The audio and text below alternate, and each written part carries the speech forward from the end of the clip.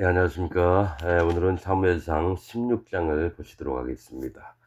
사무엘상 16장입니다. 구약의 433페이지쯤에 있습니다.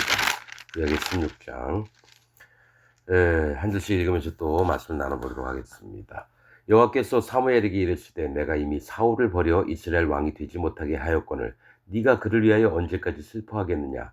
너는 기름을 뿔에 채워가지고 가라. 내가 너를 베들레헴 사람 이새에게로 보내리니 이는 내가 그 아들 중에서 한 왕을 예선하였음이니라.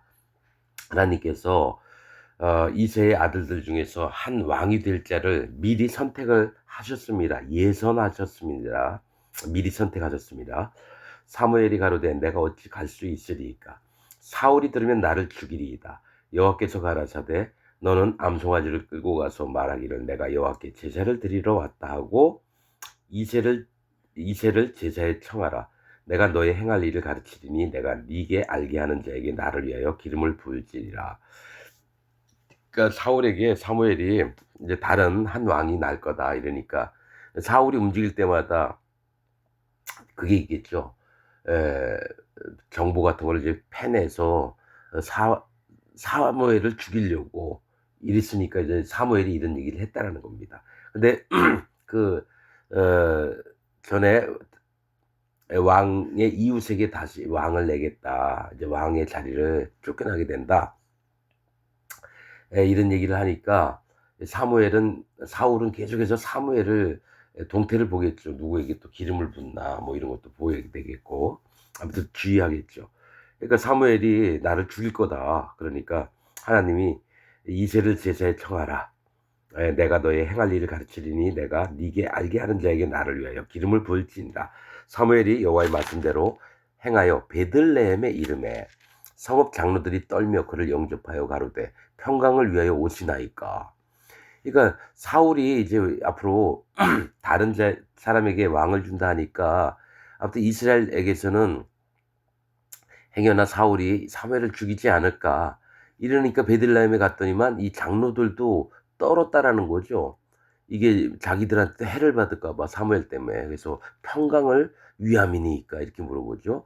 이 베들레헴은 떡집이란 뜻입니다. 하나님 빵집, 떡집을 얘기하는데 하나님의 말씀이 있는 곳을 얘기를 하는 겁니다. 여기는. 그래서 이리로 와요. 가로되 평강을 위함이니까 내가 여호와께 제사하러 왔으니 스스로 성결케 하고 와서 나와 함께 제사하자 하고 이새와 그 아들들을 성결케 하고 제사에 청하니라.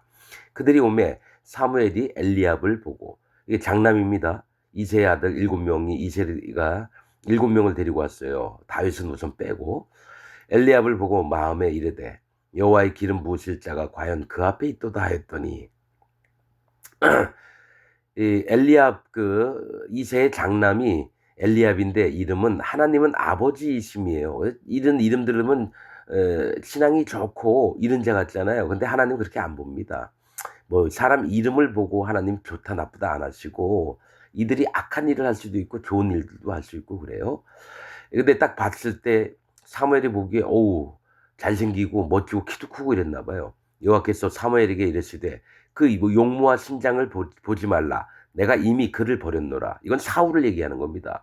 사울은 어깨 위나 더 컸거든요. 키가 남들이 1m 뭐 70, 80 되면은 사울은 한 2m 이렇게 되고 그랬었나 봐요. 그러니까 내가 그를 버렸노라. 너는 용모와 신장을 보지 겉모습을 보지 말라는 겁니다. 나의 보는 것은 사람과 같지 아니하니 사람은 외모를 보거니와 나 여호와는 중심을 보느니라. 사람 마음속을 본다라는 거예요. 하나님께서는. 자, 이새가 그 다음 아들을 지나가게 했어요. 아비나답을 불러 사무엘의 앞을 지나게 하며 사무엘이 가로되 이도 여호와께서 선택하지 아니하셨느니라. 자, 아비나답의 뜻은 아버지는 관용하심. 그러니까 아버지는 우리를 허용을 하시며 또 용서하시며 또 긍휼하심을 베푸시는 걸 얘기를 하죠. 근데 이도 아니라는 겁니다. 이새가 산마로 지나게 하매 사무엘이 가로되 이도 여호와께서 택하지 아니하셨느니라. 산마라고 하는 이름 뜻은 황폐함이라는 거예요. 그러니까 이 위에 있는 두 아들은 잘생기고 멋있고 산마도 잘생기고 멋있던데 황폐함이라는 거죠. 황폐한 건 뭡니까? 하나님을 경외하는 마음이 없는 걸 얘기를 합니다. 물기가 있어야 돼요. 황폐하다, 진흙, 갯벌, 또 저기 진펄과 갯벌 이런 것들을 하나님이 구원하시지 않는 세계를 얘기합니다, 여러분.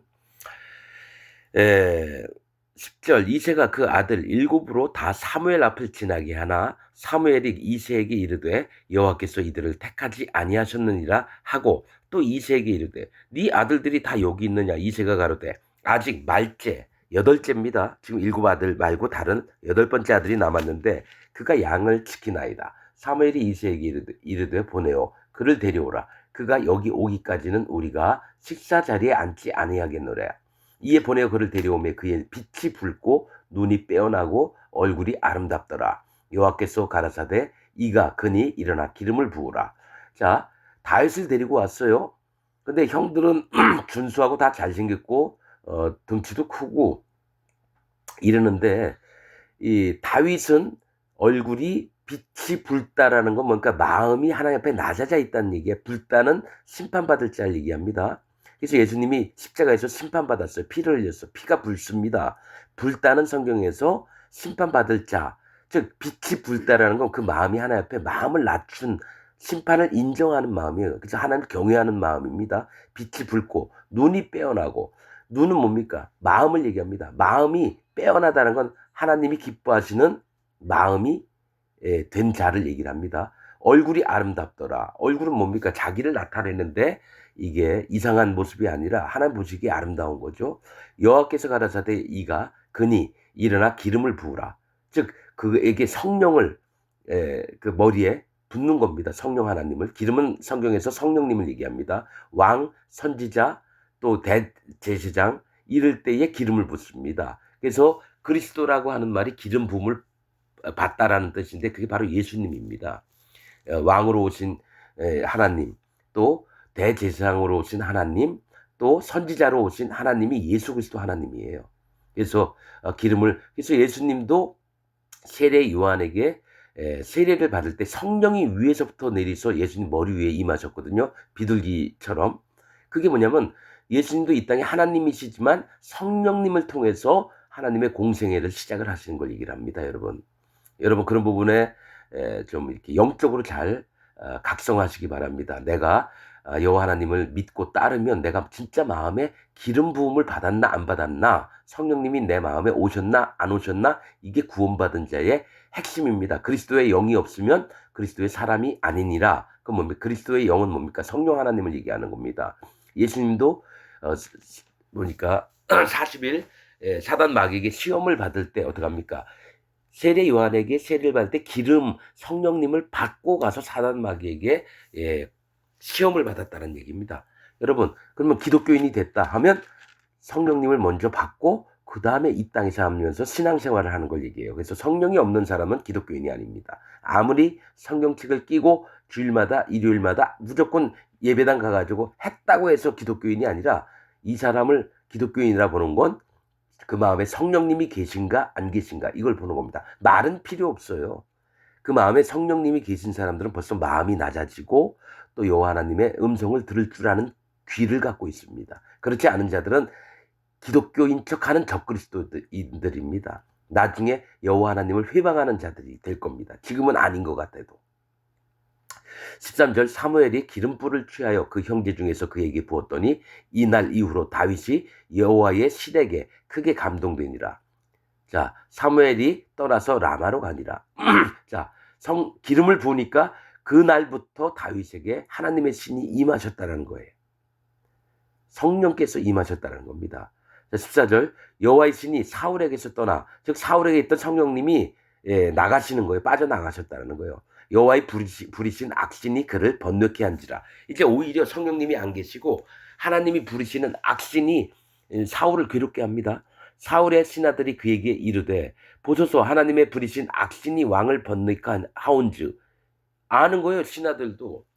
이가 성령님이 계신 게 아니라 막 하나님의 부리신 악신이 사울의 머릿속에 들어간 거예요. 원컨대 우리 주는 주의 앞에 모시는 신하에게 명하여 수금 잘 탈 줄 아는 사람을 구하게 하소서. 하나님의 부리신 악신이 왕에게 이를 때 그가 손으로 타면 왕이 나으시리이다. 자, 사울 상태가 안 좋으니까 수금 잘 타는 자를 불러서 좀 이렇게 위로케 하라고 이렇게 했는데, 여기서 성경에서 수금은 하나님의 말씀을 얘기합니다.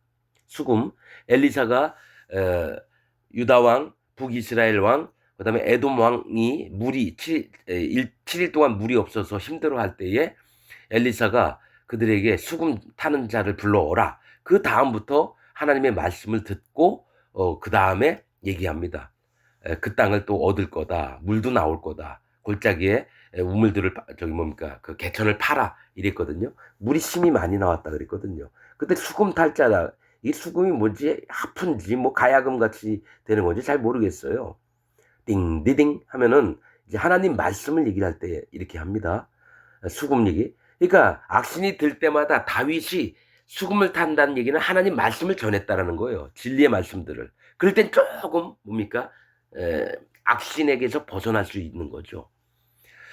자, 하나님이 부리신 악신이 왕에게 이를 때 그가 손으로 타면 왕이 나으시리이다. 사울이 신하에게 이르되 나를 위하여 잘 타는 사람을 구하여 내게 데려오라. 소년 중 한 사람이 대답하여 가로되 내가 베들레헴 사람 이새의 아들을 본즉 탈 줄을 알고 호기와 무용과 구변이 있는 준수한 자라. 여호와께서 그와 함께 계시더이다.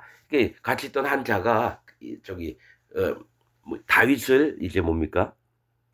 이제 소개를 하는 거예요. 베들레헴 사람 누굽니까? 떡집 사람 이새.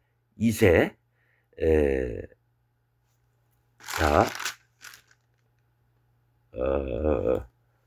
주의 선물, 그 다음에 부유하다. 주의 선물입니다. 이새는 하나님의 선물. 아들 다윗이 나옵니다. 다윗은 사랑이란 뜻입니다. 사랑하시다 이런 뜻입니다. 그래서 호기는 씩씩함, 호탕한 기상이 있고요. 그 다음에 무용은 두 가지로 보면 지금 한문으로 된 성경이 아니라서 무예나 용맹이 있는 것을 무용이라고 얘기하고요. 또 하나는 무용은 음악에 맞춰서 춤을 잘 추는 걸 얘기를 합니다. 또 구변은 말을 잘한다는 얘기예요. 그래서 준수하다는 건 잘생겼다는 얘기고. 사울이 이에 사자를 이새에게 보내어 이르되 양치는 네 아들 다윗을 내게로 보내라 하매, 양치는 즉 이게 뭡니까? 하나님의 백성들을 치는 자. 베드로에게 뭐라 했죠? 양을 치라. 양을 먹이라. 양을 치라. 양을 먹이라. 세 번 얘기했죠? 그렇듯이 양치는 네 아들 다윗은 모든 자들을 가리킬 만한 하나님의 백성 중에 인도자를 얘기를 하는 겁니다. 양치는 네 아들 다윗을 내게로 보내라 하매, 이새가 떡과 한 가죽 부대의 포도주와 염소 새끼를 나귀에 실리고 그 아들 다윗의 손으로 사울에게 보내니, 이새가 선물로 사울에게 다윗의 손을 통해서 갖다 주라는 게, 떡은 하나님의 말씀을 얘기하고 양육하심도 얘기하고요. 또 한 가죽의 포도주는 하나님이 기뻐하시는 그 마음들을 얘기합니다. 포도주는 기쁨을 얘기합니다. 또 한 가죽 부대는 사람의 마음을 얘기하고요. 하나님이 인정한 그 마음을 보내고 염소 새끼를 나귀에 실리고, 염소 새끼는 뭡니까? 염소는 말을 안 듣는 자들을 얘기를 해요. 하나님 백성이면서도 말을 잘 안 듣는 자, 이게 너를 인정하라는 겁니다. 넌 사울에게 넌 염소 새끼야. 사실 염소 새끼는 지옥 갑니다, 여러분.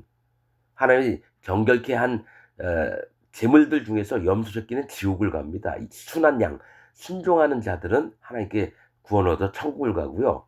그러나 염소에게도 기회를 주시는 거예요. 염소 새끼를 나귀에 실리고, 나귀는 일꾼을 얘기합니다. 하나님의 일꾼들. 나귀에 실리고 그 아들 다윗의 손으로 사울에게 보내니, 다윗이 사울에게 이르러 그 앞에 모셔 섬에 사울이 그를 크게 사랑하여 자기의 병기든 자를 삼고 이새에게 사람을 보내어 가리 이르되 청컨대 다윗을 내 앞에 모셔 서게 하라. 그가 내게 은총을 얻었느니라 하니라. 예, 다윗을 내가 가까이 하고 나와 같이 있을 테니까 이새야, 네 아들을 나와 함께 있겠다. 내가 그에게 은총을 베풀었다. 이렇게 합니다. 하나님의 부리신 악신이 사울에게 이를 때에 다윗이 수금을 취하여 손으로 탄즉 사울이 상쾌하여 낫고 악신은 그에게서 떠나더라. 이게 뭐냐면, 수금을 다윗이 탔다는 얘기는 하나님의 말씀을 악한 자일지라도 그에게 말씀을 하면은 악한 귀신들이 떠나가고 영의 일들을 회복을 하는 걸 얘기를 합니다, 여러분. 그래서 성경을 이렇게 볼 때에 영적으로 봐야지 그냥 문자만 보고 그냥 동화책 읽듯이 소설책 읽으면 안 된다는 겁니다. 우리가 지금 얼마 안 되는 말씀이지만 우리가 말씀을 읽을 때 진짜 하나님 마음이 어떻고 성경에서 진짜 뭘 얘기를 하시려고 하는지를 좀 빼놓고 이렇게 읽으면 안 될 것 같습니다. 다 모르면 배워야 되는 거고요. 예. 진리를 알기를 사모하는 사람들은 간절한 마음이 있습니다. 그런 마음이 없는 자는 구원받을 심령이 안 됩니다. 가만히 있는다고 구원받는 줄 아세요? 아닙니다. 오직 찾는 자에게만 하나님이 만나 주십니다. 여호와를 찾는 자는 반드시 만나게 된다고 약속하셨거든요. 그러나 찾고 있지 않는 기독교인들은 영원히 만나지 못하고 지옥에 갑니다. 그래서 독일 속담에 있듯이 예배당 의자를 통해서 지옥 가는 자가 많다. 이 독일 속담입니다. 교회는 다니는데 나중에 지옥 가요. 그럼 교회 다닐 필요가 없는 거예요, 여러분. 여러분의 마음이 하나님 앞에 낮아지고 그분을 만나기를 간절한 마음으로 말씀을 드립니다. 자, 오늘 말씀 여기서 마치겠습니다.